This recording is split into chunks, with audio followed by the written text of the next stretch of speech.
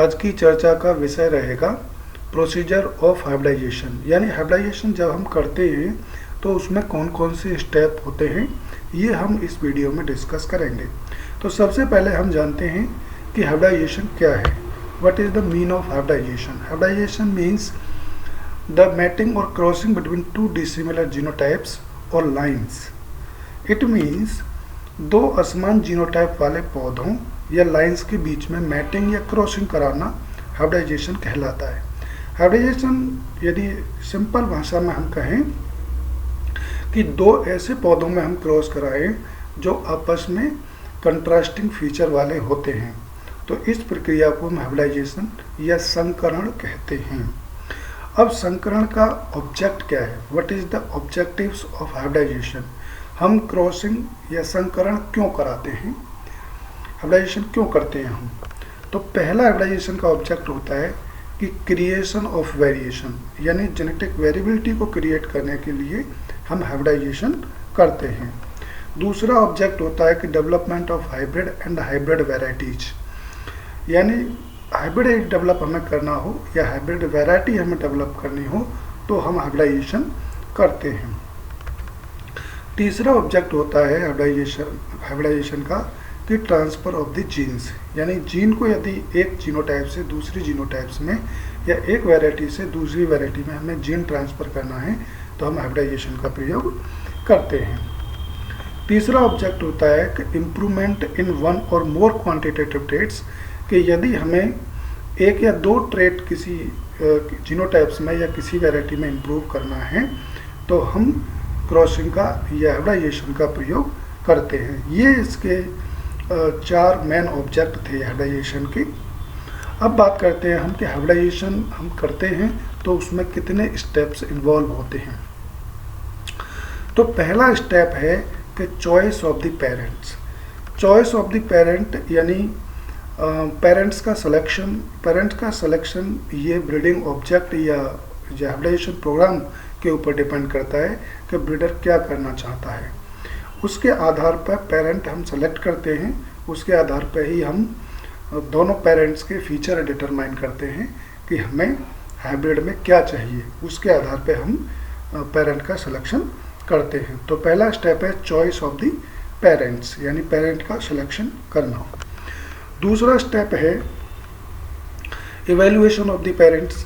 यदि उन पेरेंट्स के बारे में हमें पहले से पता है तो इवैल्यूएशन नहीं करेंगे, लेकिन यदि अननोन हमारे पेरेंट्स हैं या अननोन जीनोटाइप्स हैं या अननोन प्लांट्स हैं जिनमें हमें क्रॉसिंग कराना है तो उनका सिलेक्शन के बाद में हम उनका इवैल्यूएशन भी करेंगे। उनको इवैल्यूएट करेंगे कि वास्तव में जो ट्रेट्स के लिए हम क्रॉस कराने जा रहे हैं क्या वो ट्रेट्स इनमें हैं या नहीं।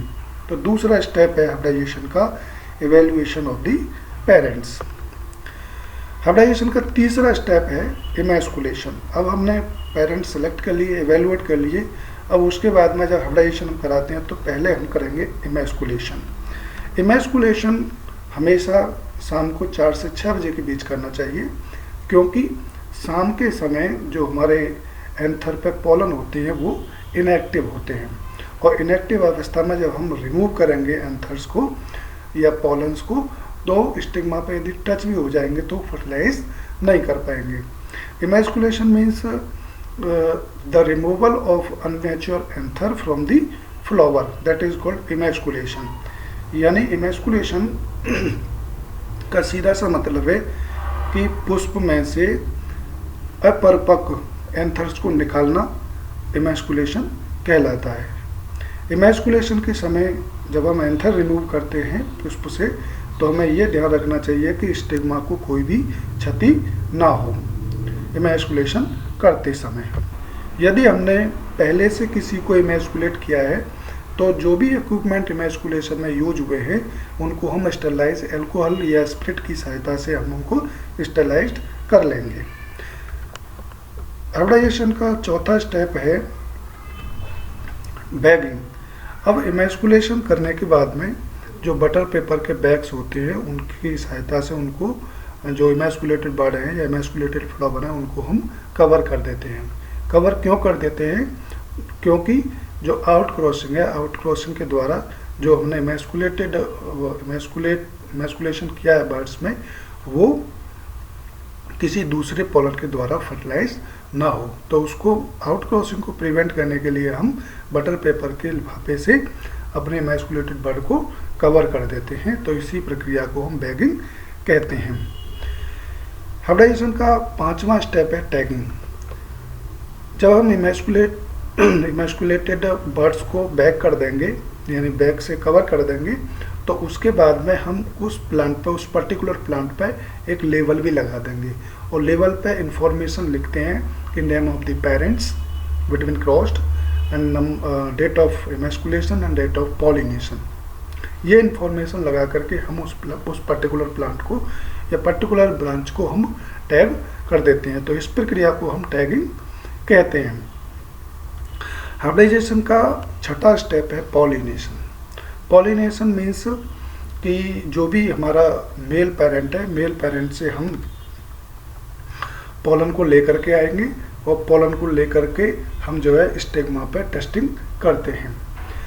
पॉलिनेशन सुबह के 8 से 10 बजे के बीच में करते हैं, क्योंकि उस समय हमारे जो पोलन होते हैं वो एक्टिव होते हैं। यदि टच होते ही हमारी स्टिग्मा पर फर्टिलाइज कर देते हैं, तो इसलिए पॉलिनेशन को हमेशा 8 से 10 बजे के बीच में करना चाहिए। ये सुटेबल टाइम होता है फॉर दी पॉलिनेशन। पॉलिनेशन के 2 मेथड होते हैं। एक तो आप टेस्टिंग कर दें, और यानी जो मेल फ्लावर है जिसको मेल पेरेंट यूज करना है, उसके फ्लावर को ला करके स्टिग्मा पे टच कर दें।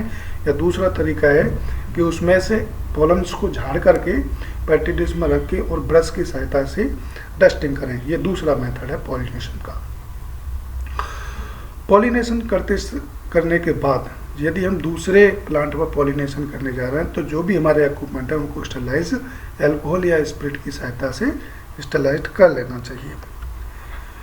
हाइब्रिडाइजेशन का 7वां स्टेप है कि harvesting and storing F1 seeds. अब जब हमारे सीड बन जाते हैं, सीड सेटिंग हो जाती है, तो सीड सेटिंग होने के बाद में जब उनको हार्वेस्ट करना चाहिए, प्रॉपर तरीके से हार्वेस्ट करना चाहिए, क्योंकि बड़ी मेहनत से हाइब्रिडाइजेशन के द्वारा हम हाइब्रिड तैयार करते हैं।